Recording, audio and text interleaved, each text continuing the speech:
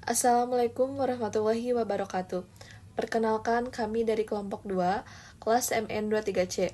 Beranggota yaitu Desti Latif Haikal. Di sini saya akan menyampaikan sedikit informasi tentang krisis BNI Life. Sebelum kepada informasi krisis BNI Life, di sini saya akan menyampaikan secara singkat tentang BNI Life. BNI Life yaitu perusahaan yang bergerak di bidang asuransi yang banyak diminati oleh pelanggan sesuai dengan kebutuhannya. Nah, jadi di sini saya tidak sendiri, ada pemilik BNI Life. Jadi kita tanya-tanya langsung kepada pemiliknya. Selanjutnya akan dilanjutkan oleh teman saya. Baik, Desti, terima kasih atas waktunya. Sekarang kita sedang bersama dengan pemilik BNI Life. Di sini kita akan bertanya-tanya tentang krisis di BNI Life.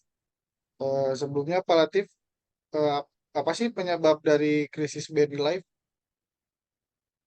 Oh, baik. Terima kasih Mas Haikal. Nah, jadi memang sebetulnya krisis di BNI Life ya itu biasanya disebabkan karena beberapa faktor sih Mas Haikal. Yang pertama memang dari sisi produk asuransi unit link kita yang memang ada sebagian yang bermasalah gitu. Nah, ada juga memang dari sisi manajemen investasi juga kadang itu tidak optimal gitu. Dan juga memang selain itu dari sisi tata kelola perusahaan yang lemah juga nih, sehingga menyebabkan ibaratnya dari sisi keuangan, dari sisi kepemilikan untuk harta perusahaan itu melemah gitu. Makanya yang saat ini memang gitulah sedang-sedang krisisnya Mas ya. Karena yang paling terpenting itu dari sisi produk asuransinya sendiri sih yang mungkin sekarang nggak terlalu bagus, masih banyak pesaingnya gitu Mas Haikal. Baik, terus apa sih Pak dampak dari krisis BNI Life tersendiri? Oh baik. Kalau dari sisi dampak sih memang dari sisi krisis saat ini tuh memang berdampak negatif banget sih, pertama untuk nasabah sih Mas Haikal, dan yang kedua untuk perusahaan dan terutama mungkin untuk industri asuransi di Indonesia ya gitu. Dan memang secara keseluruhan juga memang dampak tersebut tuh bisa dirasakan gitu ya. Itu antara lain tuh bisa nantinya menyebabkan kerugian untuk nasabah, terus ada juga reputasi BNI Life yang tercoreng juga gitu. Dan juga memang kebanyakan kekhawatiran nih di industri asuransi yang lain Mas gitu. Makanya dari sisi krisis ini tuh nantinya menimbulkan kekhawatiran di industri asuransi sehingga dapat menurunkan kepercayaan masyarakat terhadap produk asuransi nantinya gitu. Jadi orang-orang tuh kayak jadi kok apaan sih asuransi gitu kan, dengan adanya dampak itu tuh memang berpengaruh banget sama nanti ke pelanggan-pelanggan atau ke masyarakat yang memang tadinya mau asuransi jadi berubah pikiran gitu Mas Haikal.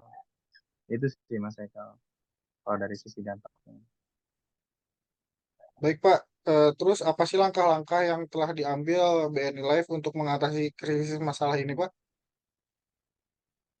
Sebetulnya sih untuk sejauh ini langkah-langkah yang diambil BNI Life itu memang kita sudah menyediakan ya beberapa langkah untuk masuk mengatasi krisis ini gitu. Terutama pertama itu adalah dari sisi memperbaiki produk asuransi unit link kami Mas gitu.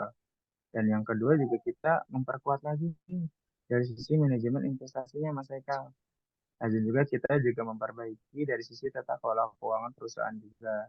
Nah, dalam artian nantinya kita ingin nih BNI Life ini memperbaiki dari sisi tata kelola keuangan perusahaan dengan meningkatkan transparansi, akuntabilitas, dan kontrol internal nantinya Mas Haikal. Itu sih Mas untuk langkah-langkah yang akan kita lakukan ke depannya gitu.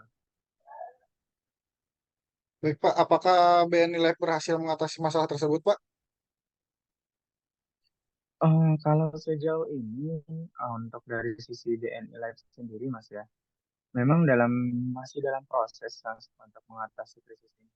Meskipun telah diambil beberapa langkah ya, masih banyak yang harus dilakukan untuk mengembalikan kepercayaan masyarakat dan membangun kembali reputasi perusahaan juga gitu. Jadi memang agak masih lumayan challenge nih Mas Haikal ya. Ya mudah-mudahan aja ke depannya krisis ini bisa cepat berlalu ya. Dan BNI Life juga bisa bangkit kembali ke depannya gitu.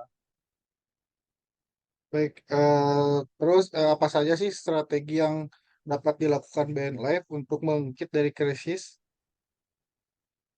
Oh, untuk maksudnya strategi-strategi ke depan untuk bisa bangkit dari bangkit krisis dari. dan melewati krisis, Pak? Oh gitu. Sebetulnya sih kalau dari sisi strategi kita nggak banyak mas.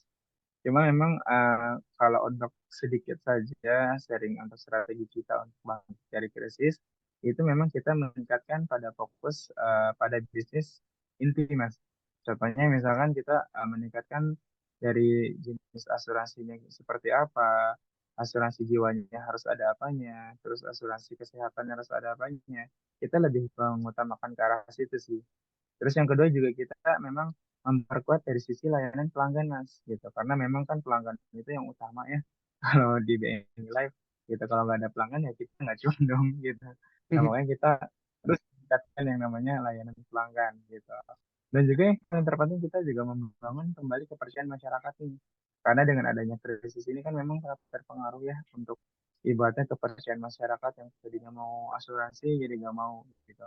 Nah, makanya dengan harapannya dengan adanya ibaratnya strategi yang kita sediakan saat ini tuh harapannya nanti masyarakat lebih percaya nih, lebih mau lagi untuk bisa ibaratnya ngambil produk asuransi di BNI Life-nya Mas Haikal gitu. Itu aja sih kalau ada sisi strategi Mas Haikal. Baik, Pak. Kalau peran pemerintah dalam membantu BNI Life bangkit dari krisis itu ada apa aja, Pak? Oh gitu. Sebetulnya sih kalau dari sisi pemerintahan, Mas, kita nggak banyak membantu sebetulnya, tapi memang ada nih banyak membantu dari sektor-sektor tertentu aja, Mas. Pertama itu kadang memang dari sisi pemerintah membantu juga nih memberikan dukungan dari sisi finansial. Jadi memang pemerintah juga dapat nih memberikan finansial kepada BNI Life untuk membantu mengatasi kerugian dan meningkatkan modal perusahaan kembali. Karena kan dari efek krisis ini kan pasti yang namanya keuangan pasti akan menurun terus ya Mas Eko ya gitu. Nah makanya dengan adanya peran pemerintah itu bisa sedikit membantu nih untuk ibaratnya membantu memberikan dukungan dari sisi finansial untuk bisa bangkit lagi untuk BNI Life gitu. Nah dan juga kita selain pemerintah memberikan dukungan, kita juga membuat regulasi yang lebih ketat Mas. Itu harapannya dengan adanya ini pemerintah nanti dapat membuat regulasi yang lebih ketat lagi nih untuk produk asuransi unit dan memperkuat tata kelola perusahaan di industri asuransi ke depannya Mas Haikal gitu. Baik, yang terakhir, Pak, apa sih peran media dalam Mhm. membantu BNI Life bangkit dari krisis tersebut, Pak?